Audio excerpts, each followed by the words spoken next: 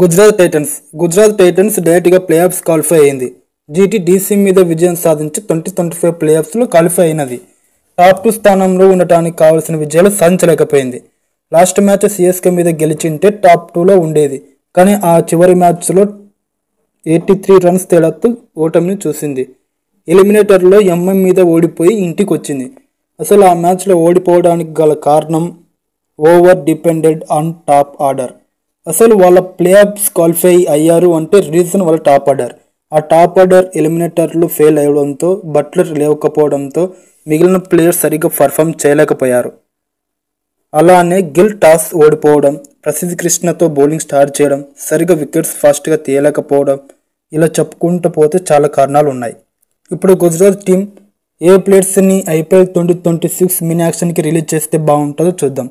Number 1 Kumar Kushagra, number 2 Dasun Shanaka, number 3 Glenn Phillips, number 4 Jayant Yadav, number 5 Karim Janat, number 6 Gurnoor Brar, number 7 Ishant Sharma, number 8 Kagiso Rabada, number 9 Rahul Tewatia. Kumar Kushagra వరకు వస్తే తక్కువ matches ఆడారు. Batting మంచి స్ట్రైక్ రేట్ లేకపోవడంతో, టీంలో ప్లేస్ కన్ఫర్మ్గా లేకపోవడంతో ఇతన్ని రిలీజ్ చేయడం చాలా బెటర్. గ్లెన్ ఫిలిప్స్ విషయానికి వస్తే ఇతను 3 మ్యాచ్లు మాత్రమే ఆడినాడు. అతని పర్ఫార్మెన్స్ ఇన్కన్సిస్టెంట్గా ఉంది. సో రిలీజ్ చేయడం చాలా బెటర్. జయంత్ యాదవ్ విషయానికి వస్తే 3 మ్యాచ్లు మాత్రమే ఆడినాడు. అతని బౌలింగ్ ఎకనామీ చూస్తే 9 ఉంది. సో రిలీజ్ చేయడం చాలా బెటర్.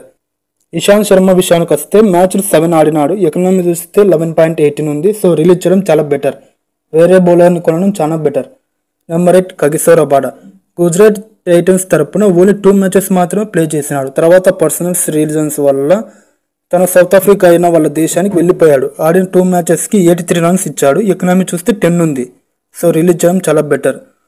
రాహుల్ తెవాతియా విషయానికి వచ్చే 15 మ్యాచ్లు ఆడినాడు. బ్యాటింగ్ రన్స్ 99, బ్యాటింగ్ యావరేజ్ 12.38 ఉంది. హైయెస్ట్ స్కోర్ 24 మాత్రమే. సో రిలీజ్ చేయడం చాలా బెటర్. గుజరాత్ టైటన్స్ మినీ యాక్షన్కి ఏ స్ట్రాటజీతో వెళ్తే బాగుంటుంది?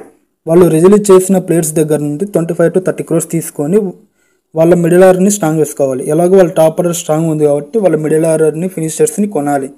సిరాజ్కి తోడుగా ఒక ఫాస్ట్ బౌలర్ని కొనాలి. రషీద్ ఖాన్కి తోడుగా వాళ్ళ ఒక స్పిన్నర్ని కొనాలి. ఒకప్పుడు నూర్ అహ్మద్ ఎలా ఉన్నాడు, ఇప్పుడు కూడా అలాంటి ఒక స్పిన్నర్ని కొనాలి, మంచి స్పిన్నర్ని. ఈ స్ట్రాటజీతో పోతే వాళ్ళు బాగుంటుంది. వాళ్ళకి ఏ స్లాట్స్ ఖాళీ ఉన్నాయో ఆ స్లాట్స్ని ఫిల్ చేసుకోవాలి బాగా. మనకు అప్కమింగ్ వీడియోస్ కూడా ఐపీఎల్కి సంబంధించి చాలా వీడియోస్ వస్తాయి. మీరు ఎవరు మిస్ కావద్దంటే మన ఛానల్ ఖచ్చితంగా సబ్స్క్రైబ్ చేసుకోండి. Thanks for watching. నెక్స్ట్ వచ్చే పంజాబ్ కింగ్స్ యాక్షన్ స్ట్రాటజీ కూడా మీరు వినాలనుకుంటే మన ఛానల్ని ఖచ్చితంగా మీరు సబ్స్క్రైబ్ చేసుకోండి.